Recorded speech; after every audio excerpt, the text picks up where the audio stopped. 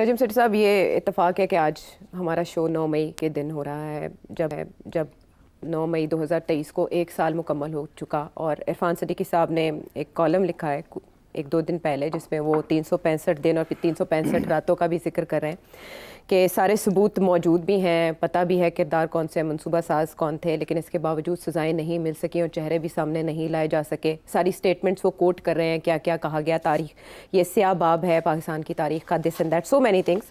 और फिर वो आखिर में ये भी कहते हैं कि किसी नए एलामिया या ताज़ा प्रेस कॉन्फ्रेंस से काम नहीं चलेगा। पढ़ने के लायक है उनका वो जो उन्होंने कॉलम लिखा, आर्टिकल लिखा।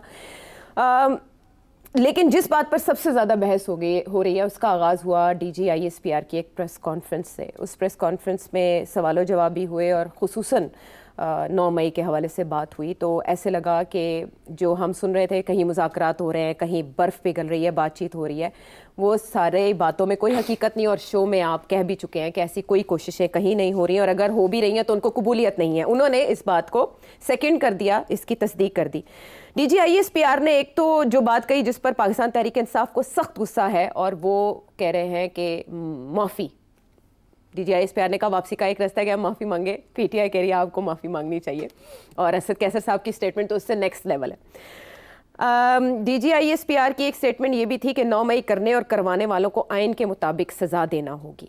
अच्छा, सवाल यहाँ पर ये बनता है कि 1 साल गुजर गया, हमने बहुत सी गिरफ्तारियाँ देखी, फिर उनकी ज़मानत पर रिहाई भी हुई, फिर गिरफ्तारियाँ भी हुई, लेकिन नून लीग भी आज शिकवा कर रही है कि सज़ा क्यों नहीं हो सकी। आर्मी भी ये पूछ रही है कि आइन के मुताबिक सज़ा देना होगी, तो आज तक सज़ा मिल क्यों नहीं सकी? जी हाँ, ये बड़ा अहम सवाल है। नून लीग भी कह रही है कि क्यों नहीं ये मसला जो है किसी नताइज पे पहुँचा, अभी तक ओपन एंडेड है। और आज पहले ISPR की तरफ से और फिर आज आर्मी चीफ की तरफ से भी इसकी तरफ इशारा है। और उधर दिलचस्प बात यह है कि PTI वाले कह रहे हैं, हम तो कब से कह रहे हैं कि जुडिशल इंक्वायरी होनी चाहिए या इंक्वायरी होनी चाहिए, तो क्यों नहीं इंक्वायरी हो रही, गवर्नमेंट क्यों नहीं इंक्वायरी कर रही। और आज शहबाज शरीफ साहब ने भी ये तस्लीम किया है कि ये बहुत बड़ा जुर्म था और रियासत की बगावत थी एंड सो ऑन। तो अगर हुकूमत तस्लीम करती है कि ऐसी बात थी, और हुकूमत के अपने नुमाइंदे सेनेटर साहब इरफान सिद्दीकी साहब खुद कह रहे हैं कि क्या वजह है कि ये कहीं किसी जगह पे पहुंचा क्यों नहीं। आर्मी चीफ खुद परेशान है कि क्यों नहीं ये हो रहा, और PTI भी कह रही है। तो सवाल तो बनता है, तो ये मसला कहाँ है फिर? तो मेरा ख्याल है कि क्लियर हो गई बात कि मसला है कहाँ।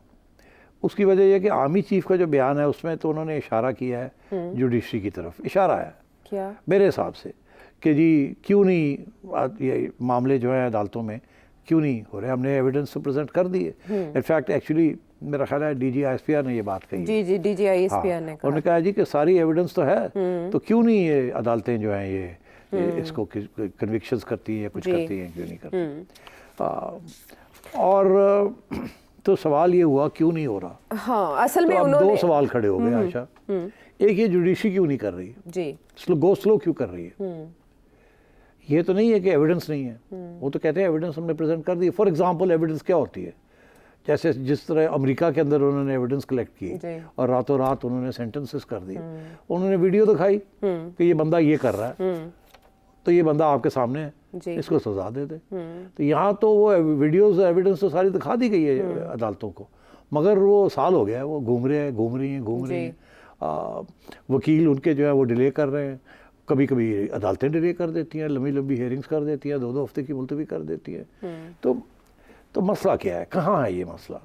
तो मैं इसका जवाब बड़ी सिंपल तरीके से दूंगा, वजाहत करने की ज़रूरत नहीं है, मगर उसकी वजाहत आज आर्मी चीफ ने खुद ही दे दी और मैं उसकी तरफ इशारा करूँगा। देखिए, जब इस किस्म की इंक्वायरी होती है तो अगर बगावत हुई है तो ये बगावत इतने बड़े पैमाने पे जेल में बैठा हुआ लीडर अपनी पार्टी को इस किस्म के हिदायत दे कि आप ये करें, ये करें, ये करें, ये करें, उस वक्त तक नहीं करेगा जब तक उसे कहीं से इशारा नहीं होगा कि ये कामयाब हो जाएगी। अच्छा। और उसका मकसद क्या है? इस बगावत का मकसद एक, जिसकी तरफ शहबाज शरीफ साहब ने भी इशारा दिया और हम सब सहाफ़ियों को पता है और ये बात आम है कि इस बगावत का मकसद ये था कि आर्मी हाई कमांड के अंदर तब्दीली लाई जाए। क्योंकि ये जो इस वक्त आर्मी चीफ हैं, उनके बारे में ये कहा जाता है कि एक तरफ वो हैं और एक तरफ इमरान खान है। तो इसलिए ये एक साजिश थी या बगावत थी। एंड वो शहबाज शरीफ साहब ने तो वाज़े तौर पे ये कह दिया it was against the institution itself. जी। इसीलिए इतनी सख्ती के साथ निपटने की कोशिश की जा रही है। अगर तो ये वैसे एक नॉर्मल कंस्पिरेसी होती, जैसे फॉर एग्जांपल इमरान खान की कंस्पिरेसी थी 2014 में इस्टेब्लिशमेंट, उस वक्त की इस्टेब्लिशमेंट के साथ मिलके टू ओवरथ्रो द गवर्नमेंट, तो इस्टेब्लिशमेंट के खिलाफ तो नहीं थी, वो तो गवर्नमेंट के खिलाफ थी। तो ये जो कंस्पिरेसी है, ये फ़र्क है। ये इशारा दिया जा रहा है कि ये कंस्पिरेसी जो थी was against actually the army leadership, not against any government. अच्छा। इसलिए इसकी अहमियत बिल्कुल फ़र्क है, और जो रवैया है इस वक्त की लीडरशिप का इस्टेब्लिशमेंट की, वो सख्त है। ओके। अच्छा, इसमें वजन भी यूं डलता है ना कि वो तो 2014 के धरने की तरफ भी जा रहे हैं कि उसकी मैं भी यही इंक्वायरी तो कर लें? आपकी तरफ आ रहा था। हाँ। कि अब थोड़ा सा लगता है कि अभी तक जो ये किसी नतीजे पे नहीं पहुंची ये सारी बात, जी। वो इसीलिए था कि ये मेरा ख्याल है आर्मी लीडरशिप ये चाहती नहीं थी कि उनके अंदर की जो बातें हैं वो पब्लिक में आए या किसी इंक्वायरी में आए। ओके। वो उनके हमेशा मौक़िफ़ यही रहा है कि अंदर की जो फ़ौज की बातें हैं वो हम खुद सेटल करेंगे। और मेरा ख्याल है कुछ हद तक उन्होंने कुछ लोगों को सेटल भी किया है। तो इसको वो छुपाना चाहते हैं, वो नहीं चाहते कि फ़ौज के अंदर कोई बेचैनी हो। कुछ क्वाइटली लोगों को फारग कर दिया जाता है और चुप करवा दिया जाता है। जी। तो शायद इस किस्म की चीज़ ऑलरेडी हो चुकी हो, डिसिप्लिन में। मगर जब इंक्वायरी होगी जी। तो फिर ये सारी बातें बाहर आएंगी, बिकॉज वो लोग कहेंगे कि पब्लिक इंक्वायरी हो। पीटीआई तो यही चाहेगी।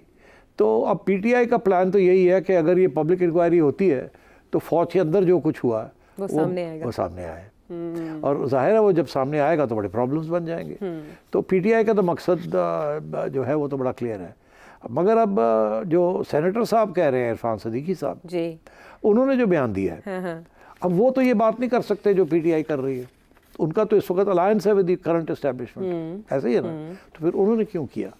क्योंकि उनको इशारा मिल गया होगा कि अब ये जो आर्मी चीफ का बयान है और आईएसपीआर का जो बयान है कि हम 2014 पे भी जाएंगे, जी, वहाँ की भी इंक्वायरी करेंगे, ये होनी चाहिए। अब 2014 में तो कोई और एस्टेब्लिशमेंट थी ना। बिल्कुल। वो एस्टेब्लिशमेंट थी, उसमें भी इमरान खान का एक उस एस्टेब्लिशमेंट के साथ मिलके खान साहब ने एक साजिश की थी। तो मुझे अब ऐसे लगता है कि ये जो प्रेशर आया है, शायद कोई फैसला हो गया हो कि अगर इंक्वायरी होनी है तो फिर वहाँ तक जाएं हम, और वहाँ हमारे भी जो लोग थे उनको भी बेनकाब किया जाए, उनको भी फिक्स किया जाए। हालांकि वो अभी वहाँ नहीं होंगे, मगर अकाउंटेबिलिटी वहाँ की भी होनी चाहिए, ताकि ये ना कोई कह सके कि फ़ौज अपने लोगों को तो बचा के रखती है और सिविलियंस को जो है उनको कोर्ट मार्शल्स भी होते हैं और सब कुछ होता है और सबको पता भी चल जाता है किसकी क्या सज़ा है। मगर तो फ़ौज के अंदर जो कुछ होता है पता ही नहीं चलता कि क्या हुआ या अकाउंटेबिलिटी हुई या नहीं हुई। हाँ, फ़ौज के स्पोक्समैन जो है वो कॉन्स्टेंटली ये कहते हैं कि हम अकाउंटेबिलिटी इंटरनल करते हैं। तो क्या ये फैसला हो गया अब कि अगर इमरान खान इंसिस्ट करता है और ऐसे ही हमें बदनाम करने की कोशिश करता है तो फिर हम 2014 तक जाएंगे और पूरी इंक्वायरी करेंगे। और उस वक्त की जो इस्टेब्लिशमेंट थी, उस वक्त जो साजिश हो रही थी जिसमें खान साहब बिल्कुल 100% मुलव्वस थे और बाहर थे और धरने कर लेते किसी के कहने पे, फिर जब वो बातें आएंगी बाहर तो फिर खान साहब कहाँ जाएंगे। तो शायद ये या तो ये धमकी है कि जी ठीक है, फिर अगर आप ये चाहते हैं तो हम 2014 तक जाते हैं और उसमें तो यहाँ तो आप जेल में थे ना, तो आप शायद कह दें कि जी मुझे तो पता ही नहीं है, जिन लोगों ने किया उनको पकड़े आप। क्योंकि एविडेंस तो बड़ी मुश्किल मिला कि खान साहब की कोई टेप रिकॉर्डिंग मिल जाएगी या कुछ मिल जाएगा। उनका तो मौका मैं तो जेल मैंने की पता किया। हाँ जी, वो यही कहते हैं। तो उनको कन्विक्ट करना मुश्किल हो जाएगा, मगर 2014 में तो बड़ा आसान है। वहाँ तो सब बहुत सी बातें ऐसी हैं कि लोग आके गवाही भी देंगे कि खान साहब ने, हमने मिलकर खान साहब के साथ ये किया, ये किया, ये किया, ये प्लान था, उसमें ये जनरल्स इन्वॉल्व थे वगैरह वगैरह। कुछ टेप्स निकली भी तो थी, पब्लिक भी तो और भी बहुत कुछ होगा। तो मेरा ख्याल है कि ये एक काउंटर नैरेटिव है। अच्छा। कि अगर आपने ये कहना है और ये करना है तो फिर हम जाएंगे 2014 तक। अब इससे नून लीग का फायदा है, इसीलिए सेनेटर साहब कूद पड़े। करो ना, फिर की चक्कर है, कर दे क्यों नहीं हो। अच्छा। और एक तरफ वो उधर भी कह रहे हैं और इधर शहबाज शरीफ साहब को भी कह रहे हैं कि आप भी बात कर रहे हैं तो फिर इनको करें ना 2014 का। और याद रहे कि सेनेटर साहब जो हैं वो कहते हैं, लोग, मैं इसकी ना तरदीद करता हूँ ना तस्लीम करता हूँ, कोट करता हूँ, क्योंकि वो के नवाज शरीफ कैंप के बंदे हैं। जी, ऐसा ही है। ठीक करीब है समझे जाते तो अगर हैं, वो नवाज शरीफ कैंप के बंदे हैं तो फिर ये बयानिया तो मियाँ साहब का है ना कि 2014 भी चेक करो ना, मेरे नाल की होया, ये तो है, वो तो मुझे दिल किसने से- धक्का दिया, कौन कौन साजिश थे, हाँ। क्या था उस वक्त के आर्मी चीफ का रोल, डीजी आईएसआई का रोल। हाँ। और आपको याद होगा उस वक्त 2014 में मियाँ साहब ने जनरल रहील शरीफ को बुला के एक टेप रिकॉर्डिंग भी सुनाई थी जी। उस वक्त के डीजी आईएसआई की, जी, जी, जो कि बिल्कुल। आईबी ने टेप की थी। हाँ। और कहा था ये देखें आपका या मेरा डीजी आईएसआई मेरे खिलाफ क्या कर रहा है। और रहील शरीफ को कहा था इसको फारग करो। और रहील शरीफ से कहा जी मैं इंक्वायरी करूंगा। फिर बाद में रहील शरीफ को उनको साइडलाइन करना पड़ा, फारग करना पड़ा।